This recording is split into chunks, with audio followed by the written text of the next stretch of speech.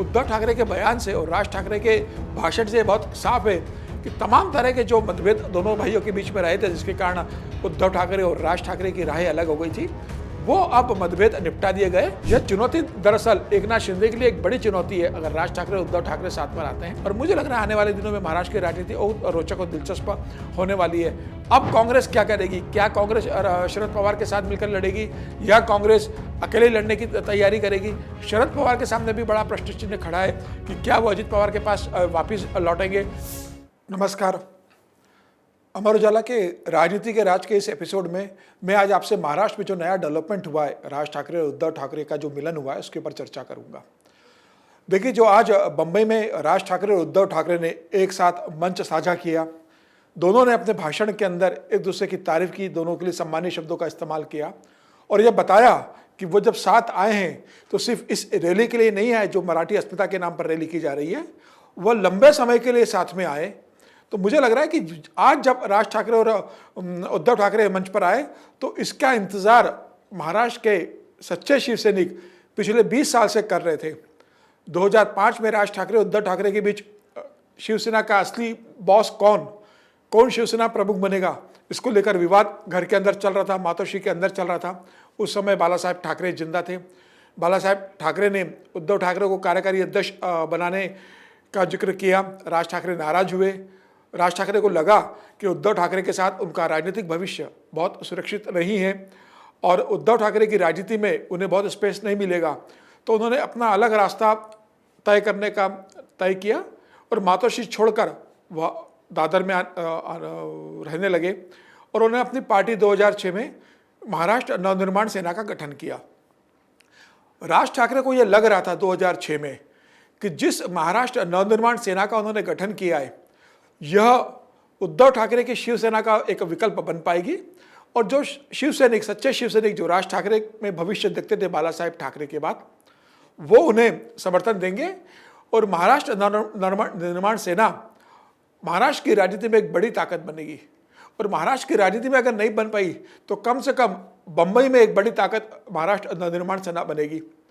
कुछ समय के लिए महाराष्ट्र नवनिर्माण सेना ने बहुत अच्छा प्रदर्शन किया, लेकिन उसके बाद लगातार महाराष्ट्र नवनिर्माण सेना का प्रदर्शन बुरा होता गया और राजनीतिक रूप से वह लगभग अप्रासंगिक होती चली गई।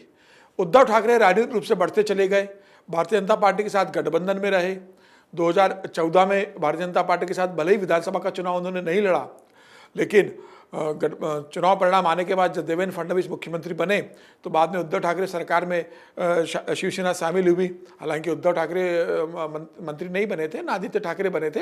शिवसेना मंत्रिमंडल में रही, 5 साल शिवसेना सत्ता में रही। 2019 का चुनाव हुआ, उसका घटना सबको पता है। उद्धव ठाकरे कैसे अलग हो गए मुख्यमंत्री के नाम पर। कांग्रेस के समर्थन से, राष्ट्रवादी कांग्रेस के समर्थन से उद्धव ठाकरे मुख्यमंत्री बन जाते हैं और उद्धव ठाकरे को लगता है कि अब वो मुख्यमंत्री बन गए तो अब महाराष्ट्र के सबसे बड़े नेता वो बन गए और शिवसेना महाराष्ट्र की सबसे बड़ी पार्टी बन गई है। पार्टी में बगावत होती है, एकनाथ शिंदे अलग पार्टी लेकर चले जाते हैं, विधायकों लेकर चले जाते हैं, पार्टी उनको मिल जाती है, वो मुख्यमंत्री बन जाते हैं। उद्धव ठाकरे मुख्यमंत्री पद से हट जाते हैं। फिर चुनाव होता है लोकसभा चुनाव का, बहुत बेहतर 2024 के लोकसभा चुनाव में कांग्रेस करती है, राष्ट्रवादी कांग्रेस करती है और उद्धव ठाकरे मिलकर करते हैं महायुति, जिसमें एकनाथ शिंदे और अजित पवार और भारतीय जनता पार्टी रहती है। उसका बुरा प्रदर्शन होता है। फिर लोकसभा चुनाव होते हैं नवंबर एंड में 2024 के, उसमें एकनाथ शिंदे, अजित पवार और भारतीय जनता पार्टी मिलकर शानदार प्रदर्शन करते, सत्ता में वापसी करते हैं और उद्धव ठाकरे, कांग्रेस और शरद पवार मिलकर हाशिए पर चले जाते हैं। विधानसभा चुनाव परिणाम आने के बाद देवेंद्र फडणवीस जब मुख्यमंत्री बन जाते हैं, देवेंद्र फडणवीस के नीचे एकनाथ शिंदे उप मुख्यमंत्री बन जाते हैं, अजित पवार उप मुख्यमंत्री बन जाते हैं। और जब उद्धव ठाकरे को लगता है कि भाई लोकसभा में तो 9 सांसद में जीत कर आ गए थे, कांग्रेस के 13 आ गए थे और जब विधानसभा चुनाव हुआ तो मेरे पास सिर्फ 20 विधायक है, तो उद्धव ठाकरे को लगा कि अब भविष्य की राजनीति में उनके पास बहुत स्पेस, अकेले लड़ने की ताकत बची नहीं है। बीएमसी का चुनाव कुछ महीनों बाद होने जाने वाला है।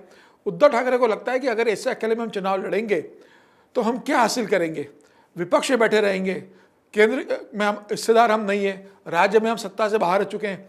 अगर बीएमसी भी हमारे हाथ में नहीं रहा, जहाँ 15 साल हमने राज किया है, तो हमारा जो कैडर है, जो मूल कैडर है, जो हमारे कार्यकर्ता हैं, जो हमारे शाखा प्रमुख हैं, वो सारे बीएमसी में ठेकेदारी करते हैं शिवसेना के दम पर, उद्धव बाला साहब ठाकरे के दम पर, और वहाँ पर ठेकेदारी करके पैसा कमाते हैं।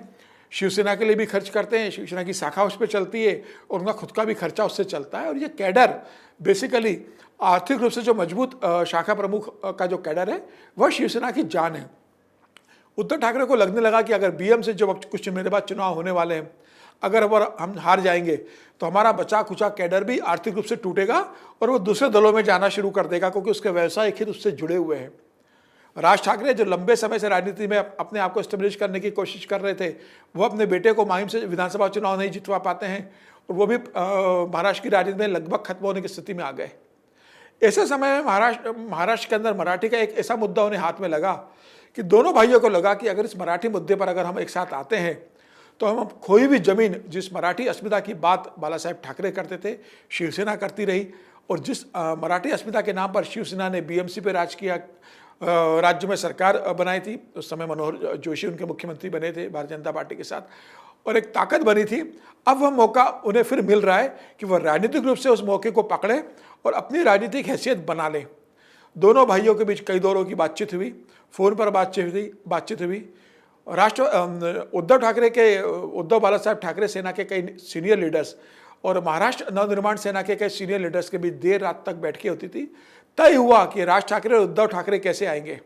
आज जब राज ठाकरे और उद्धव ठाकरे ने जब मिलकर एक रैली को संबोधित किया, तो उस रैली से यह मैसेज साफ निकल कर आया कि दोनों का मिलन सिर्फ एक रैली के नहीं हुआ है, यह आने वाले बीएमसी चुनाव तक सीमित नहीं रहेगा। उसके बाद यह 2029 का जो लोकसभा चुनाव होगा उसके लिए भी दोनों साथ में लड़ेंगे, 2030 में भी साथ में लड़ेंगे। और जिस वर्चस्व की लड़ाई को लेकर उद्धव ठाकरे से राज ठाकरे अलग हो गए थे, उसमें उनके बीच का रास्ता निकल गया है। उनके बीच इस बात की सहमति बन गई है कि उद्धव ठाकरे और राज ठाकरे दोनों मिलकर कैसे राजनीति करेंगे, जिसमें दोनों की हिस्सेदारी बराबर हो, दोनों के बेटे को बराबर स्पेस मिले। राज ठाकरे के बेटे अमित ठाकरे भी राजनीतिक रूप से स्टेब्लिश हो, उद्धव ठाकरे के बेटे आदित्य ठाकरे जो वर्ली से विधायक है वह भी राजनीतिक रूप से स्टेब्लिश हो, और राज ठाकरे उद्धव ठाकरे भी जो ठाकरे ब्रांड महाराष्ट्र की राजनीति में एक तूती बोली जाती थी, उसकी फिर एक धमक हो, वो कैसे किया जाए। तो क्या इनके भी इस बात का समझौता हुआ है कि महाराष्ट्र नवनिर्माण सेना का जो आने वाले दिनों में विलय राज ठाकरे के उद्धव बाला साहब ठाकरे में होगा, या राज ठाकरे की पार्टी अलग रहेगी, दोनों के बीच गठबंधन होगा, सीट बंटवारे आपस में बांटी जाएंगी और मिलकर बीएमसी में राज किया जाएगा, और उसके बाद तय किया जाएगा कि आने वाला लोकसभा चुनाव और विधानसभा चुनाव कैसा लड़ना है। देखिए, फिलहाल अगर दोनों साथ में आते हैं तो सच्चे शिव सैनिकों के लिए जो चाहते थे कि उद्धव ठाकरे और राज ठाकरे साथ में आए, उनके अंदर एक ऊर्जा का संचार हुआ, इसमें कोई दो राय नहीं है। और मराठी अस्मिता के नाम पर एक जो मराठी वोट बैंक उद्धव ठाकरे से छिटक कर कुछ हिस्सा एकनाथ शिंदे के पास चला गया था और एक बड़ा हिस्सा जो भारतीय जनता पार्टी के पास चला गया था, बीएमसी चुनाव में वह वोटर उद्धव ठाकरे और राज ठाकरे मिलकर वापस लाना चाहते हैं। देखिए, अभी दोनों जानते हैं कि इनके पास बहुत ज़्यादा राजनीतिक समय नहीं है। आज अगर उद्धव ठाकरे की हम बात करें तो उद्धव ठाकरे 64 साल के करीब हो गए हैं, राज ठाकरे की बात करें तो 57 से 58 साल के हो गए। न उद्धव ठाकरे अब बहुत शारीरिक रूप से फिट है, न राज ठाकरे बहुत ज़्यादा शारीरिक रूप से फिट है। अब दोनों को लग रहा है कि भाई अब अपने बच्चों को सेटल किया जाए, और हमारा जो मराठी वोट बैंक रहा है बाला साहेब ठाकरे के समय, बाला साहेब ठाकरे का नाम का जिक्र कर अब वापस हम उस मराठी वोट बैंक को मराठी अस्मिता के नाम पर लेकर आए। इस दोनों के मिलन से एक जो तीसरा समीकरण निकल कर आ रहा है वो ये है कि अब महाराष्ट्र के अंदर महाविकास अघाड़ी लगभग टूट चुकी है। महाविकास अघाड़ी के अंदर कांग्रेस थी, राष्ट्रवादी कांग्रेस पार्टी थी और उद्धव ठाकरे थे। उद्धव ठाकरे ने राज ठाकरे से हाथ मिला लिया है और हाथ मिलाकर यह संदेश शरद पवार को भी दे दिया है और यह कांग्रेस को भी दे दिया है कि भाई अब मैं अपने भाई के साथ महाराष्ट्र की राजनीति में मराठी अस्मिता की बात करूंगा। अब मेरे लिए कांग्रेस बहुत ज़्यादा ज़रूरी नहीं है। कांग्रेस के भी कोई भी आज नेता इस रैली में नहीं आए थे। हालांकि राष्ट्रवादी कांग्रेस के सुप्रिया सुले जो शरद पवार की बेटी और बारामती से सांसद है वह थी। उसके अलावा कई और नेता राष्ट्रवादी कांग्रेस के थे। जयंत पाटिल जो प्रदेश अध्यक्ष हैं वहाँ पर वो भी थे। जितेंद्र आव्हाड जो शरद पवार के करीबी है और एक विधायक हैं वह भी आज इस रैली में शामिल हुए थे। हालांकि शरद पवार ने कहा कि भाई मैं अपने पूर्व निर्धारित कार्यक्रम के कारण इसमें नहीं आऊँगा, लेकिन हमारे सीनियर लीडर्स के अंदर शामिल होंगे। तो ये तय है कि राज और उद्धव के मिलन के साथ कांग्रेस के साथ उद्धव ठाकरे का गठबंधन अब टूट चुका है और आने वाले दिनों में इसकी औपचारिक घोषणा होगी। तो क्या महाराष्ट्र की राजनीति में अब शरद पवार और उद्धव ठाकरे, शरद पवार और कांग्रेस मिलकर महायुति, जिसमें एकनाथ शिंदे, अजित पवार और देवेंद्र फडणवीस शामिल हैं, उसको चुनौती देंगे? या आने वाले दिनों में यह भी हो सकता है कि अब दो भाई साथ में आ गए तो चाचा भतीजा भी एक साथ में आने की गुंजाइश उत्पन्न हो जाए, जिसमें शरद पवार और अजित पवार एक हो जाए? महाराष्ट्र की राजनीति में आज बहुत महत्वपूर्ण दिन के रूप में और खास तौर से बम्बई में बहुत महत्वपूर्ण दिन है, क्योंकि आज राज और उद्धव ठाकरे ने मिलकर यह रैली को संबोधित किया और दोनों का अगर आप भाषण देखेंगे तो जिस तरीके से उन्होंने सभा को संबोधित किया है और उन्होंने बहुत स्पष्ट कहा है कि सिर्फ इस रैली के लिए हम साथ में नहीं है, अगर हम साथ में आए तो साथ में मिलकर आगे चलेंगे। उद्धव ठाकरे के बयान से और राज ठाकरे के भाषण से बहुत साफ है कि तमाम तरह के जो मतभेद दोनों भाइयों के बीच में रहे थे, जिसके कारण उद्धव ठाकरे और राज ठाकरे की राहें अलग हो गई थी, वो अब मतभेद निपटा दिए गए और मतभेद जो था वह मतभेद भी दूर करने की कोशिश की गई। सुप्रिया सुले ने स्टेज पर दोनों भाइयों को के दोनों बच्चों को, आदित्य ठाकरे और अमित ठाकरे को जिस तरीके से मिलाया, जिस तरीके से उद्धव ठाकरे की पत्नी ने राज ठाकरे के साथ अच्छे से बात की, आपस में दोनों हंसते हुए नजर आए, यह बता रहा है कि परिवार का जो बीच जो मतभेद था, जो मनभेद था, जो दीवार खड़ी हो गई थी, वह दीवार लगभग अब गिर चुकी है और तमाम चीज़ों पर पहले बातचीत हुई होगी। ऐसा नहीं हो सकता कि सिर्फ एक रैली के लिए दोनों नेता साथ में आ गए होंगे और बाद में अपने अपने घर जाकर अपनी अपनी राजनीति करेंगे। इसके पीछे पिछले 10 दिनों से 12 दिनों से लगातार बैठकें हो रही थी, विचार विमर्श हो रहा था, राजनीति कैसी होगी, सत्ता में हिस्सेदारी कैसी होगी, कौन किस क्षेत्र की ओर ध्यान देगा, युवा मोर्चा कौन देखेगा, शिवसेना की महिला विंग को कौन देखेगा, राज ठाकरे जो इतने अच्छे वक्ता है उनकी क्या भूमिका होगी, उद्धव ठाकरे की क्या भूमिका होगी। तो तमाम चीज़ों पर चर्चा हुई और एक मुझे लगता है कॉमन चीज़ों पर आकर दोनों में सहमति बनी होगी और उसके बाद आज दोनों ने स्टेज शेयर किया है। तो महाराष्ट्र में जो भारतीय जनता पार्टी की सरकार है, जो बहुत स्ट्रांग स्थिति में है, उसे कोई बहुत बड़ी चुनौती नहीं हो कि भारतीय जनता पार्टी पूरे महाराष्ट्र की पार्टी है। यह चुनौती दरअसल एकनाथ शिंदे के लिए एक बड़ी चुनौती है। अगर राज ठाकरे और उद्धव ठाकरे साथ में आते हैं, एकनाथ शिंदे ने इस बात की बहुत कोशिश की थी कि इन दो भाइयों का मिलन न हो सके। अगर एकनाथ शिंदे ने यह भी कोशिश की थी कि राज ठाकरे एकनाथ शिंदे के साथ आ जाए और वह उनके साथ पार्टी के साथ गठबंधन कर ले या अपनी पार्टी का विलय उनके साथ कर दे, इस पर चर्चा हुई थी। राज ठाकरे उसके लिए तैयार नहीं हुए। तमाम कोशिशों के बाद भी हालांकि एकनाथ शिंदे ने कोशिश की थी कि इनका मिलन न हो सके, भारतीय जनता पार्टी की कोशिश थी कि राज ठाकरे और उद्धव ठाकरे साथ में ना आ सके, लेकिन जिस तरीके से दोनों भाई साथ में आ गए हैं, महाराष्ट्र की राजनीति में मुझे लगता है कि एक नया परिवर्तन आने वाले दिनों में देखने को मिलेगा। अब लड़ाई महाराष्ट्र की राजनीति में मराठी अस्मिता की ज़्यादा आक्रामक लड़ाई होने वाली है। जो स्ट्रीट की लड़ाई जो शिवसेना लड़ती रही है, अब राज ठाकरे उस लड़ाई को बहुत तेजी से महाराष्ट्र की राजनीति में, खास तौर से बंबई की राजनीति में उसे लेकर जाएंगे और बीएमसी के पहले यह लड़ाई बहुत आक्रामक रूप से राज ठाकरे लड़ेंगे, उद्धव ठाकरे लड़ेंगे और मराठी मानुष के मन में बताने की कोशिश करेंगे कि हम आपके लिए लड़ रहे हैं, आप हमारे साथ जुड़े रहो।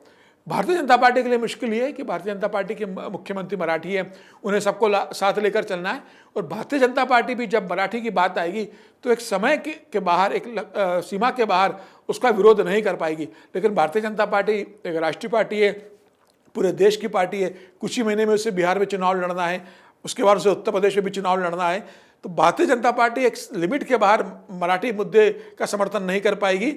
भारतीय जनता पार्टी मराठी मुद्दे को पर पूरा समर्थन राज ठाकरे उद्धव ठाकरे का नहीं करेगी, लेकिन यह भी सुनिश्चित करेगी कि राज ठाकरे और उद्धव ठाकरे की गुंडागर्दी या स्ट्रीट फाइट उस लेवल तक ना चला जाए कि एक पूरा विभेद उत्तर भारतीय और मराठियों के बीच उत्पन्न हो जाए और कहीं ना कहीं बिहार के चुनाव में यह संदेश जाए कि भारतीय जनता पार्टी के मुख्यमंत्री रहते महाराष्ट्र में उत्तर भारतीयों के साथ, गैर मराठियों के साथ मारपीट की जा रही है और भारतीय जनता पार्टी की सरकार कोई कार्रवाई नहीं कर रही है। उसका नुकसान भारतीय जनता पार्टी को बिहार में उठाना पड़ सकता है, उत्तर प्रदेश में उठाना पड़ सकता है। तो अब भारतीय जनता पार्टी की सरकार के सामने दोहरी चुनौती है। एक तो मराठी वोट बैंक को बचाए रखना, उन्हें यह संदेश देना है कि भले ही राज ठाकरे उद्धव ठाकरे साथ में आ गए हो, मराठी मानुष का असली हितैषी मुख्यमंत्री देवेंद्र फडणवीस है, भारतीय जनता पार्टी है। और अब वो समझ चला गया कि जब बाला साहेब ठाकरे के समय मराठी लोग शिवसेना के साथ जुड़ते थे, अब उद्धव ठाकरे और राज ठाकरे के बीच में वो करिश्मा नहीं है, वह सिर्फ राजनीति के लिए साथ में आए। असली मराठी मानुष की बात तो भारतीय जनता पार्टी करती है, देवेंद्र फडणवीस करते हैं। तो अब मराठी वोट बैंक को लेकर लड़ाई होगी, इसमें कोई दो राय नहीं है। भारतीय जनता पार्टी इनकी आक्रामकता को कम करने की कोशिश करेगी, जो स्ट्रीट पर उद्धव ठाकरे और राज ठाकरे करने की कोशिश करेंगे, तो सरकार के सामने कानून व्यवस्था बनाए रखने की भी चुनौती होगी। और मराठी मुद्दे को बहुत हवा ना मिले, मराठी सेंटिमेंट कहीं ना बटे, इसकी जिम्मेदारी भी भारतीय जनता पार्टी और मुझे लगता है राज्य सरकार को निभानी होगी। फिलहाल आज उद्धव ठाकरे और राज ठाकरे ने आके यह साबित कर दिया है और एक संदेश दे दिया है कि यह एक कोई बहुत छोटे समय के लिए गठबंधन नहीं हुआ है। अब ये जो मुलाकात हुई है, ये जो दिल मिले हैं, दोनों अगर स्टेज पर अगर हाथ मिला रहे हैं, तो महाराष्ट्र आंदोलन सेना और उद्धव बाला साहब ठाकरे की सेना अब लंबे समय तक साथ में मिलकर चलेगी। महाराष्ट्र में मराठी अस्मिता की लड़ाई दोनों मिलकर लड़ेंगे। अब एजेंडा कैसा तय करते हैं, लड़ाई कैसी लड़नी है, मराठी लोगों को कैसे तैयार करना है, यह पूरी रणनीति बनेगी। और मुझे लग रहा है आने वाले दिनों में महाराष्ट्र की राजनीति और रोचक और दिलचस्प होने वाली है। अब कांग्रेस क्या करेगी? क्या कांग्रेस शरद पवार के साथ मिलकर लड़ेगी या कांग्रेस अकेले लड़ने की तैयारी करेगी? शरद पवार के सामने भी बड़ा प्रश्न चिन्ह खड़ा है कि क्या वो अजित पवार के पास वापिस लौटेंगे। आज सुप्रिया सुले इस रैली में गई थी, जिस तरीके से उसने दोनों भाइयों के साथ गर्मजोशी से मुलाकात की है। सुप्रिया सुले के उद्धव ठाकरे से भी बहुत अच्छे संबंध है, राज ठाकरे से भी बहुत अच्छे संबंध है। और आज सुप्रिया सुले ने जाकर ये संदेश देने की कोशिश की है कि ठीक है कि हम राज ठाकरे की राजनीति से सहमत नहीं है कि वो उत्तर भारतीयों को पीटे, लेकिन महाराष्ट्र की राजनीति में हमारा एक दखल है, महाराष्ट्र से हम राजनीति करते हैं। तो आने वाले दिनों में यह भी हो सकता है कि उद्धव ठाकरे, राज ठाकरे मिलकर और शरद पवार मिलकर महाराष्ट्र में कोई नया गठबंधन बने और कांग्रेस को बाहर कर दिया जाए, उसके अंदर से कांग्रेस अकेले चुनाव में उतरे। तो तमाम तरह के गठबंधन अभी निकल कर आ सकते हैं। क्या राज ठाकरे आने वाले समय में उद्धव ठाकरे और एकनाथ शिंदे के बीच में कोई कड़ी बनेंगे और एकनाथ शिंदे, उद्धव ठाकरे और राज ठाकरे मिलकर कोई गठबंधन बनाकर बीएमसी के चुनाव में उतरेंगे या प्रदेश की राजनीति में कोई गठबंधन बनकर कोई नई युति आकार लेगी? अब तमाम तरह के कयासों का दौर महाराष्ट्र की राजनीति में शुरू होगा। राज ठाकरे और उद्धव ठाकरे का साथ आना निश्चित रूप से उद्धव ठाकरे की राजनीति के लिए भी बहुत अच्छा है। राज ठाकरे के लिए भी एक स्पेस मिला है कि वो फिर से महाराष्ट्र की राजनीति में अपने आप को एस्टेब्लिश कर पाएंगे। अब महाराष्ट्र की राजनीति में दो भाई कैसे अपने आप को एस्टेब्लिश करते हैं, मराठी सेंटिमेंट्स को कैसे लेकर जाते हैं। और आज तो उद्धव ठाकरे ने मराठी के साथ साथ हिंदुत्व की भी बात की है। उन्होंने कहा कि भाई मैं हिंदू भी हूँ और मराठी भी हूँ, लेकिन मैं हिंदी नहीं हूँ। तो वो हिंदू लोगों को भी अपने साथ जोड़ने की कोशिश कर रहे हैं। तो अब तमाम तरह के समीकरण महाराष्ट्र की राजनीति में बनेंगे, हमारा इस पर पूरा ध्यान होगा। लेकिन निश्चित रूप से राज ठाकरे और उद्धव ठाकरे का साथ में आना महाराष्ट्र की राजनीति में एक नया समीकरण बनना तय है। और वह समीकरण कैसे बनता है, आने वाले दिनों में की राजनीति कैसे होती है, भारतीय जनता पार्टी उससे कैसे निपटती है, यह देखने वाली बात होगी। इस पर हमारी नज़र होगी। आज के एपिसोड में इतना ही, अगले एपिसोड में फिर आपसे मुलाकात होगी। तब तक के लिए नमस्कार।